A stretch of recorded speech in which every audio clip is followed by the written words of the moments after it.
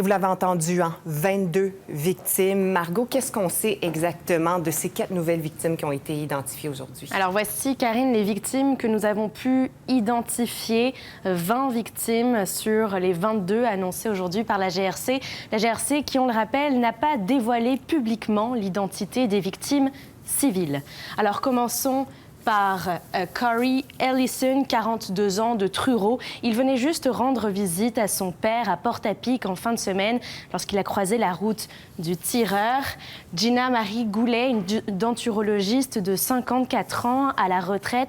Elle avait déjà combattu 2 cancers au cours de sa vie.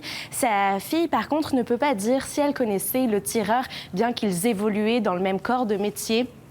Lillian Heislip, que nous n'avons pas encore pu voir sa photo sur les réseaux sociaux. Ce qu'on sait par contre, c'est qu'il s'agissait juste d'une passante, une voisine, qui allait juste se promener dimanche matin lorsqu'elle est tombée sous les balles du tireur. Un couple, Don Madsen et Frank Gullensheen. Madame Madsen venait juste de prendre sa retraite en Ontario. Elle était originaire de la Nouvelle-Écosse et elle venait juste de déménager en Nouvelle-Écosse pour retrouver son conjoint, Joe Weber, qui est un jeune père de famille, vous le voyez, qui laisse dans le deuil 3 jeunes filles. Il était juste parti faire des courses pour sa famille dimanche matin.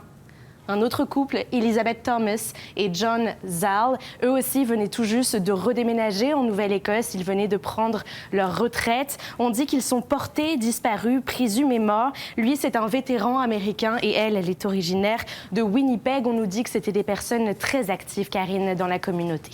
C'est d'une tristesse, Margot. Rappelez-nous aussi l'histoire des victimes à travers tout ça. Voilà, ceux qu'on avait déjà énumérés hier, dont Tom Bagley, ce vétéran. C'était un résident de West Wentworth. Il venait juste aussi se promener. Sa fille dit qu'il aurait pu venir en aide aux victimes lorsqu'il est tombé sous les balles du tireur.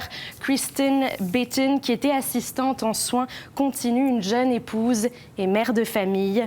Le couple Greg et Jamie Blair, eux, ils étaient mariés, parents de 2 jeunes enfants.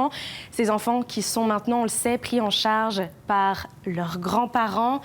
Lisa McCauley, une enseignante de l'école primaire de Debert, une mère de famille aussi. Elle avait 2 enfants. On l'a décrit comme une enseignante vraiment passionnée. Elle avait d'ailleurs beaucoup travaillé en ce moment, vous savez, Karine, pour mettre en place des systèmes d'éducation pour que ses élèves puissent suivre les cours quand même à distance malgré la pandémie. Sean McLeod et Alana Jenkins, tous deux, un couple, travaillaient à l'Institut Spring Hill, comme agent correctionnel.